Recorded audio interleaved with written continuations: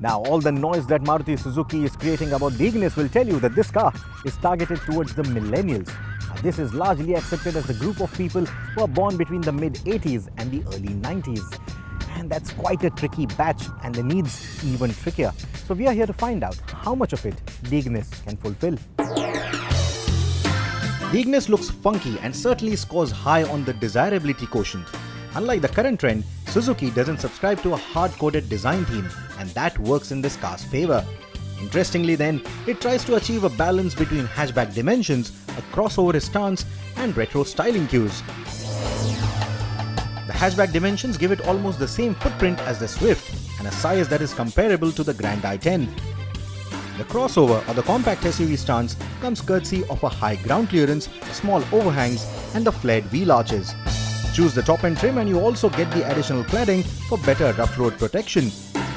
Going with the current trend is the retro theme, which gives it a boxy design and a funky C-pillar that draws inspiration from Suzukis that were conceived at a time when the word millennials wasn't even coined. I think the front end of the Ignis is going to create a lot of buzz, especially that big seamless piece of mesh that you get on the front end that runs across the width of the car. Looks quite great with its floating headlamp design. And even on the lower variants which do not get the LED DRLs or the LED headlamps, it still manages to look quite handsome and will stand out from its peers. You heard that right. LED headlamps, which is a segment first. Millennials are eager to prove that they are no less than their global counterparts, and the Ignis resonates with that philosophy to an extent. That's also the reason why I believe that the top trims will be its best sellers.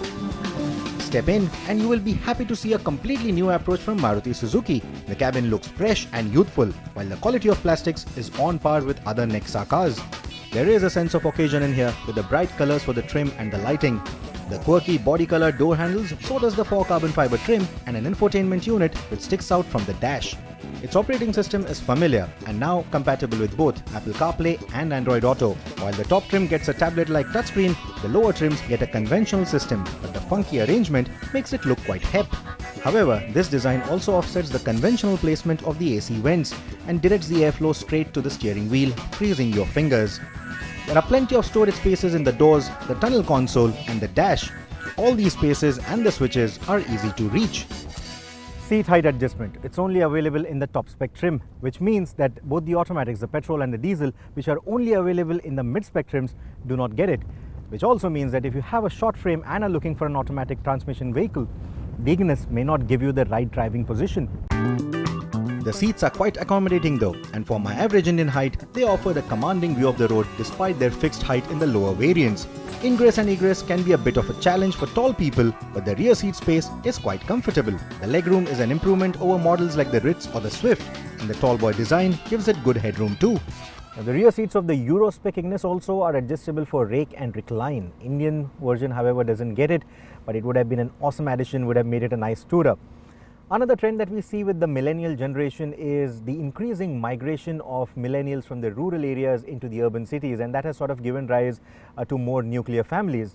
And that probably explains why this car is more of a 4-seater. At the back you get enough space only for 2 adults or maybe 3 kids at the most. Responsibly enough, you also get these safe ISOFIX points on the rear bench for mounting child seats. The boot is fairly large for a weekend's worth of luggage, but the tall bumper makes for a high loading lip.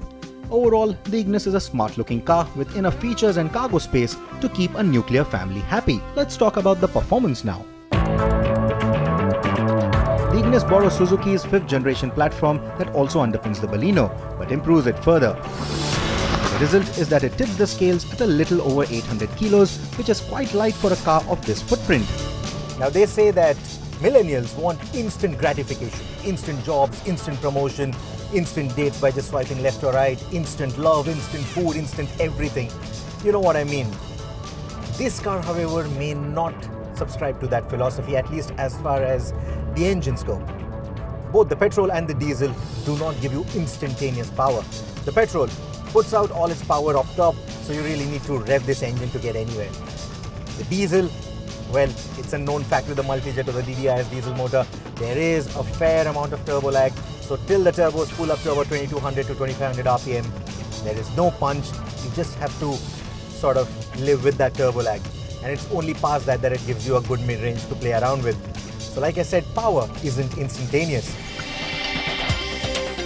Power comes from either a 1.2 litre petrol or a 1.3 litre diesel, both of which we have seen in the Baleno and the Swift.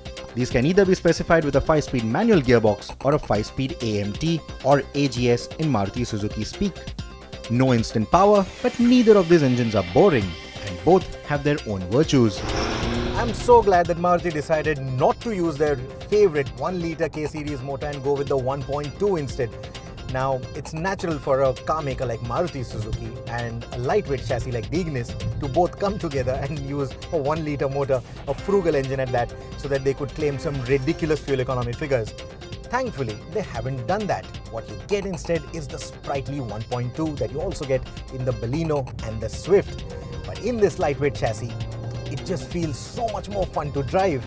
I love the way it races to its red line. I love the kind of sounds that it makes past the 5000 RPM mark.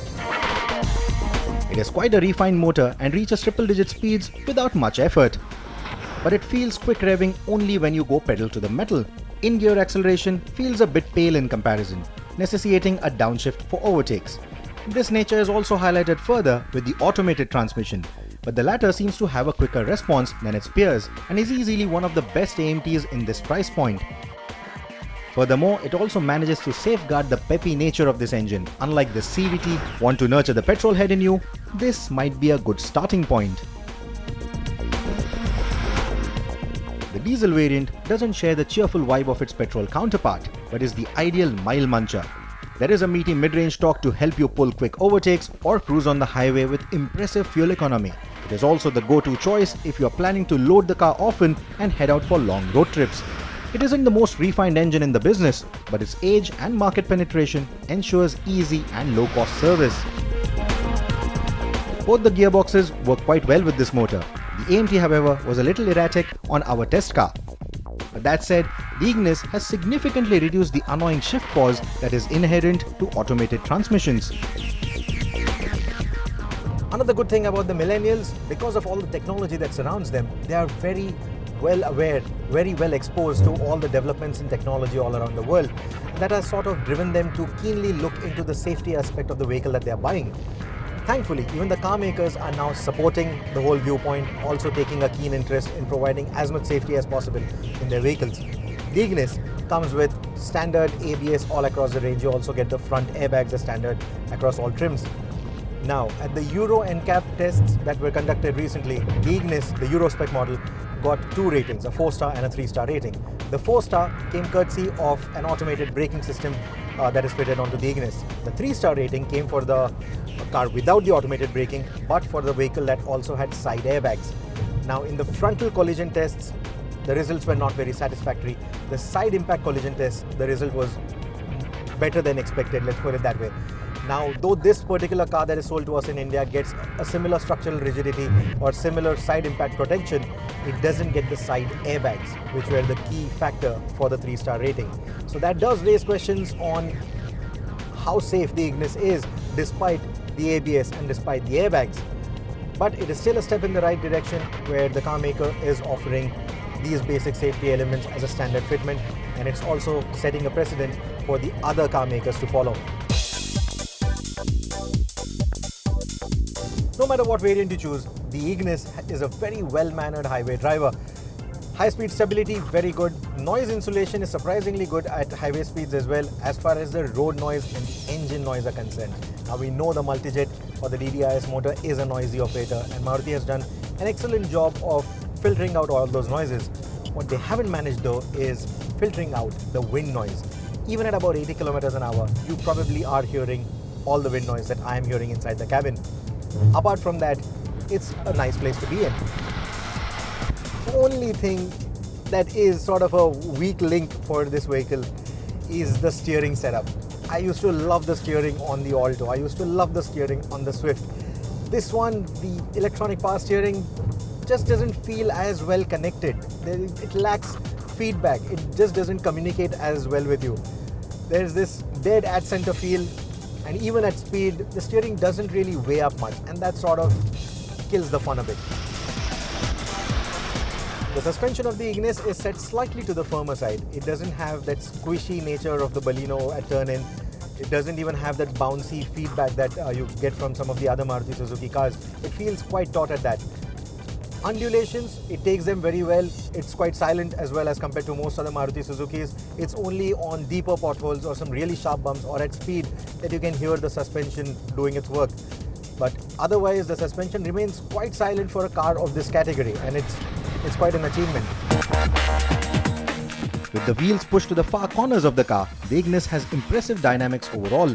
The tires and the brakes are predictable, but upgrade to stickier rubber and you will have a serious corner cover too. Take it off the road and it will impress there too. It's light, agile and has a petrol motor that is eager but without any overwhelming power. And that can plaster a wide smile on your face. I don't know when was the last time I had so much fun in a sub 10 lakh rupee car. This little thing is amazing. It's just amazing.